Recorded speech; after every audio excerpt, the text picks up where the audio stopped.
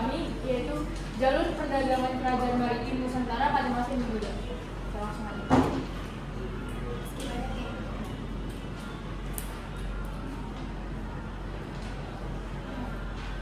Jadi, Kepulauan Nusantara dengan ribuan pulau yang membentang di antara dua benua dan dua samudra, secara historis telah menjadi pusat kegiatan maritim yang kaya. Laut bukan hanya sumber kehidupan, tapi juga jalur penghubung antara pulau dan dunia luar, memaksa masyarakatnya untuk mengembangkan keterampilan pelayaran, membangun jaringan perdagangan, serta memahami sistem navigasi. Budaya maritim ini tercermin dalam tradisi pembuatan perahu seperti Pinisi yang memiliki teknik rumit, serta pemanfaatan angin muson yang memungkinkan pelaut Nusantara menjelajah lautan luas. Jaringan perdagangan di Nusantara telah ada sejak ribuan tahun lalu, dengan rempah-rempah seperti cengkeh, talang, dan lada menjadi komoditas utama yang menarik pedagang dari berbagai belahan dunia. Pelabuhan-pelabuhan besar seperti Sriwijaya, Malaka, dan Banten menjadi pusat perniagaan yang ramai, tempat bertemunya berbagai budaya dan budaya. Lanjut.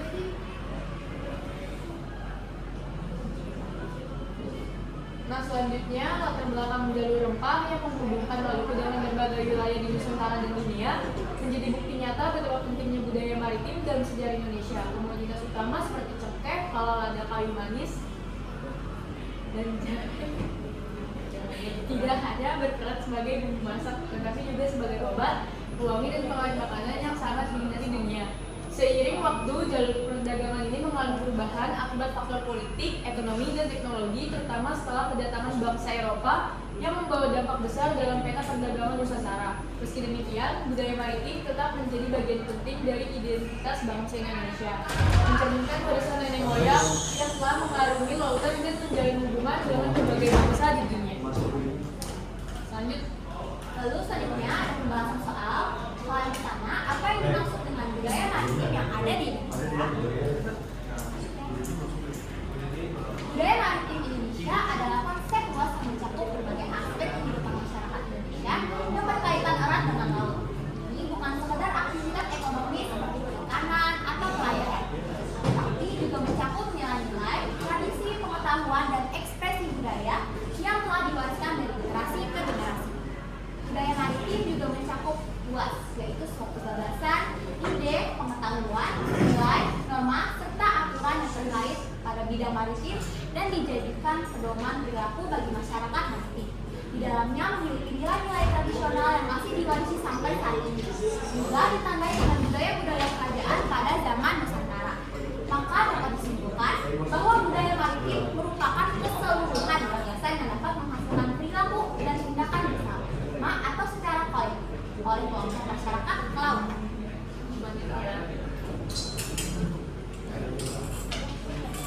Nah, selanjutnya pembahasan soal kedua, apa saja keterampilan yang telah dimiliki oleh masyarakat praksara yang berhubungan dengan kegiatan pelayaran sebelum masuknya pengaruh Hindu Buddha. Lanjut. Nah, jawabannya masyarakat praksara sudah memiliki beberapa keterampilan yang mendukung kegiatan pelayaran masih sederhana. Mereka sudah bisa membuat perahu dari batang kayu yang dilubangi, yang kemudian berkembang menjadi perahu bercadik untuk menjaga keseimbangan saat berlayar. Selain itu, mereka juga memahami pola angin dan arus laut secara alami. Meskipun tanpa alat navigasi modern, mereka mengandalkan tanda-tanda alam seperti posisi matahari, bintang, dan bentuk ombak untuk menentukan arah. Selain itu, masyarakat praksara juga mengembangkan keterampilan membuat tali dan layar dari bahan alami seperti daun atau kulit pohon, yang membantu mereka dalam mengandalkan perahu saat berlayar lebih jauh. Kemampuan mereka dalam berlayar ini memungkinkan mereka untuk bertindak cepat, berdagang, serta menjalani hubungan dengan kelompok lain di pulau-pulau sekitar rumah.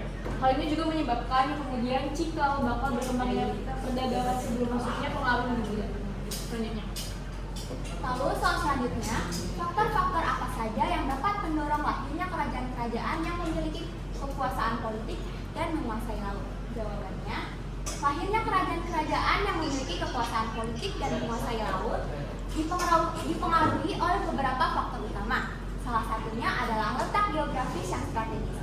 Kerajaan-kerajaan yang berkembang di jalur perdagangan utama seperti Selat Malaka atau pesisir pantai yang ramai memiliki keuntungan besar karena menjadi tempat persinggahan para pedagang dari berbagai negara. Proses ini memungkinkan mereka mengontrol arus perdagangan dan mendapatkan keuntungan dari pajak dagang yang singgah. Contohnya, Kerajaan Sriwijaya yang terletak di jalur perdagangan maritim antara India dan Tiongkok mampu menguasai perairan sekitar dan memanfaatkan perdagangan sebagai sumber kekayaan dan kekuatan politiknya. Lanjut.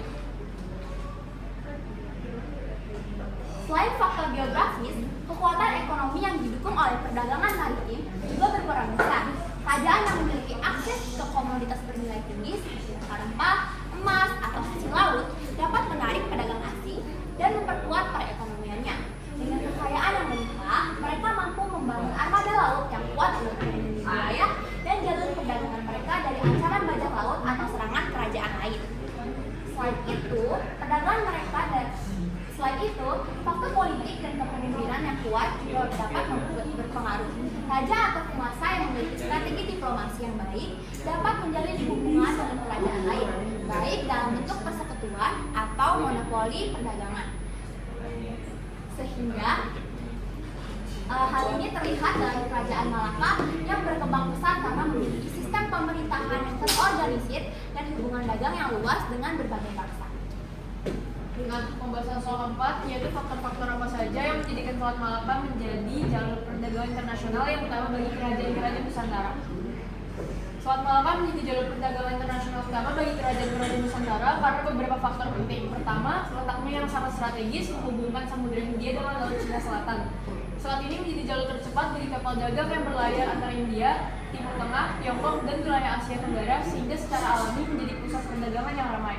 Selain itu, kondisi perairannya yang relatif tenang dibandingkan dengan samudra terbuka membuatnya lebih aman bagi kapal-kapal dagang, terutama pada masa ketika teknologi pelayaran masih terbatas.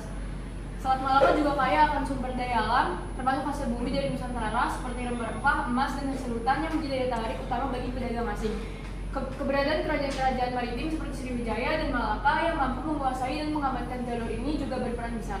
Mereka tidak hanya menyediakan perlindungan bagi kapal dagang, tetapi juga mengenakan pajak atau bea cukai masuk yang menguntungkan perekonomian mereka. Semua faktor ini menjadikan Selat Malaka sebagai jalur perdagangan internasional yang sangat penting sejak zaman dahulu. Selanjutnya, nah ini peta persebaran kerajaan-kerajaan maritim Nusantara pada masa Hindu-Buddha.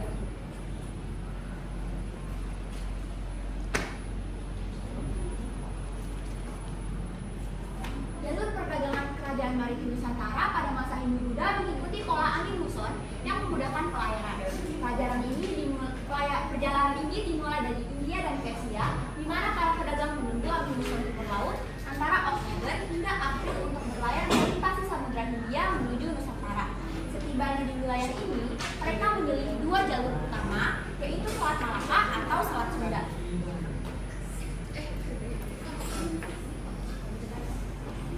Selat Malaka lebih sering digunakan karena lebih aman dan langsung menuju Sriwijaya, pusat perdagangan besar yang menjadi penghubung antara India, Nusantara, dan Tiongkok.